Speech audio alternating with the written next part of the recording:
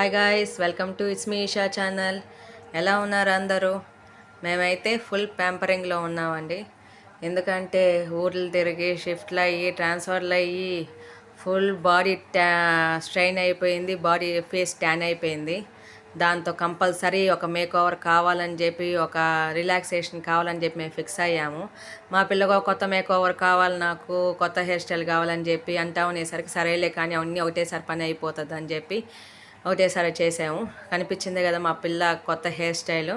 ఇంక సరే అని ఈవినింగ్ ఇంట్లో ఏం చేస్తామని చెప్పి అట్లా బయటకు వెళ్ళాము. చిన్న స్టిచ్చింగ్ పని ఉంటే అది చూసుకునేసేసి ఇంకా దారిలో ఇంకా ఈవినింగ్ అట్టా వెళ్ళాము చల్లగా నడుచుకుంటా. వెళ్ళే దారిలో హనుమంతుల వారికి ఒక నమస్తే చెప్పుకొని, మా పవన్ కళ్యాణ్కి ఒక సెల్యూట్ కొట్టుకొని ఇంకా అట్టా రోడ్లన్నీ మావే అన్నట్టు నడుచుకుంటా వెళ్ళాము. ఇంకెళ్ళే దారిలో హ్యాండీక్రాఫ్ట్స్ అనే బజార్ ఉంటే ఇంక వెళ్ళామండి. మాకు ప్రతి ఇయర్ పెడతారు అట్లాగా. సరే అని ఇంక అట్లా వెళ్ళామంటే అది విండో షాపింగ్ వెళ్ళండి, ఏం కొనం మేము. విండో షాపింగ్ నిజంగా విండో షాపింగ్. అక్కడ ఏదో పెద్ద అన్నీ కొనేసేటట్టు వాడికి ముందు మేము బిల్డప్ ఇస్తాము, వాడు పాపం అన్నీ చూపిస్తాడు. అది ఒక టైం పాస్ చేద్దామని ఇంకా అన్నీ చూసుకునేసేసి ఇంకా సరే అండి ఇంకొద్దండి అని చెప్పేసి వచ్చేస్తాము. ఆ తీరులో ఉంటుంది.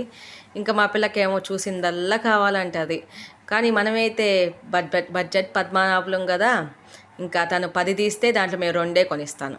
ఆ తీరులో ఉంటుంది మన బడ్జెట్ అనేది. కానీ ఎందుకు అయిందో ఏమైందో కానీ 1000 రూపాయలు బిల్ అయింది.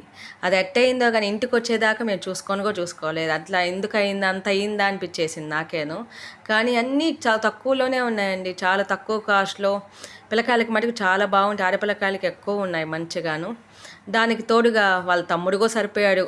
అక్క అది తీసుకో, ఇది తీసుకో, నీకు ఇది బాగుంటుంది, అది బాగుంటుంది అని చెప్పి ప్రతి ఒక్క షాపులో కనిపించిన షాపులో అల్లా షాపింగ్ చేయించాడండి.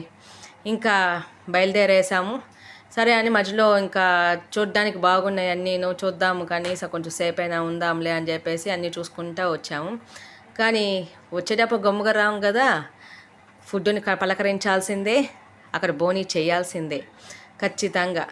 ఇంకా సరే అని పానీపూరి గోబీ అన్నీ ఉండేసరికి పిల్లకాయలకి వాళ్ళకి ఇప్పించాల్సిందే కాబట్టి తినేసి ఇంకా రిటర్న్ అవుదాము ఇంకా అని చెప్పేసి చిన్నగా బయలుదేరామండి. ఇంటికి వచ్చేసరికి ఇంచుమించు 8:38 అయింది. ఇంకా ఇంటికి తిరుగు ప్రయాణంలో వచ్చేసరికి అలసిపోయాము. మా మమ్మీ అయితే ఎట్లా తప్పిపోయామో ఏందా అనుకునేసింది ఇంత లేట్ అయ్యేసరికి. If you like this video please like, share and subscribe to it's me Esha channel.